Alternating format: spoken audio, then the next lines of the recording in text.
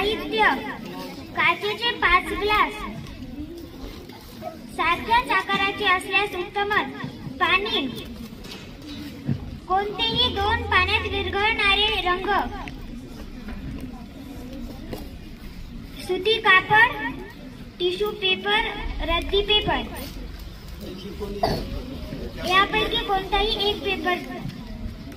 नंतर कात्री, ब्रश आणि जाड काडी इत्यादी. काचेच्या 5 ग्लासमध्ये काचेच्या 5 पैकी 1 ग्लास जमिनीवर किंवा टेबलवर ठेवा. ग्लास भोवती 4 कोप यांना 4 ग्लास अशा पद्धतीने ठेवा की साधारणपणे बेरजेचे चिन्ह तयार होईल.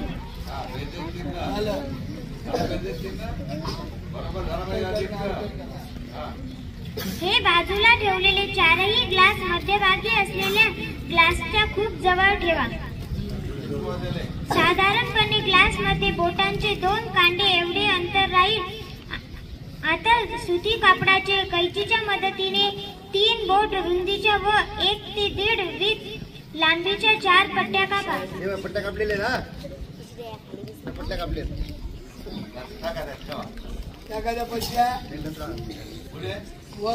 मध्यभागी असलेल्या ग्लास मध्ये पाणी टाकू नका.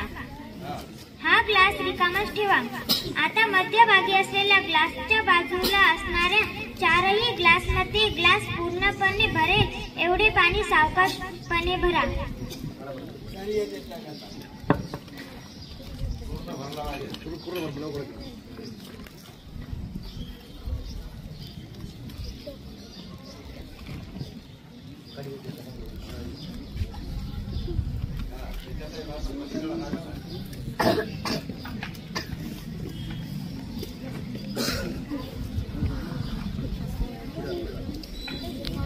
खाली पडणार नाही याची काळजी करा.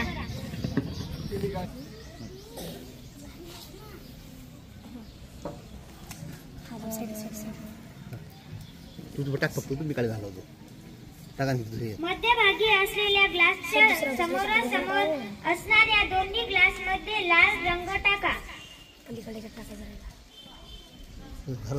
तो लाल रंग ब्रशच्या मदतीने ढवळून घ्या म्हणजे तो रंग पूर्णपणे पाण्यात विरघळेल. तो रंग पाण्यात एकसारखा पसरेल.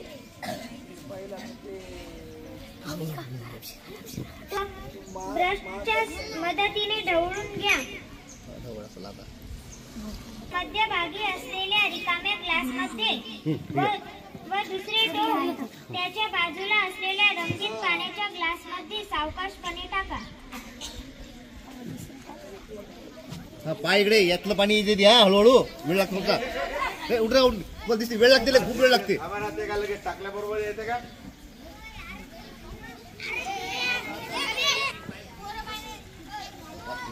पट्टी दोन्ही ग्लासच्या तळ्यापर्यंत जाऊ द्या.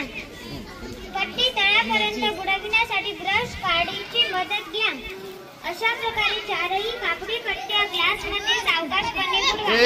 नंतर दाखवतो तुम्हाला नंतर. आता रंगीत पाण्याने भरलेल्या 4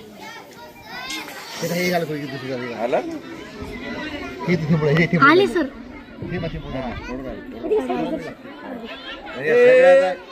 सगळ्याचा रंग कसा होईल? ग्लासमध्ये आता थोडा थोडा पाणी जात आहे. स्वच्छ झाला आणि ते मधातलं पाणी क्लीन होते.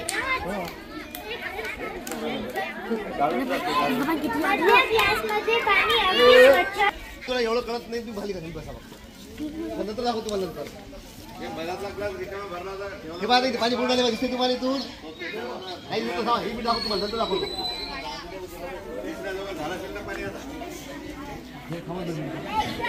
पाणी पडता किती पूर्ण आलं इथं. हे काही ही पाणी किती बरोबर दाखवली.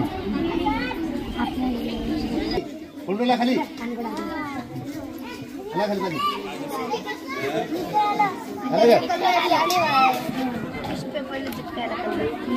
चला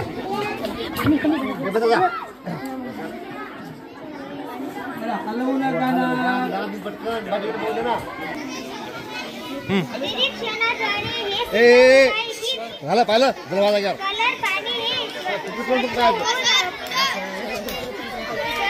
कलर पाण्याचे स्वच्छ पाण्यात रूपांतर होत आहे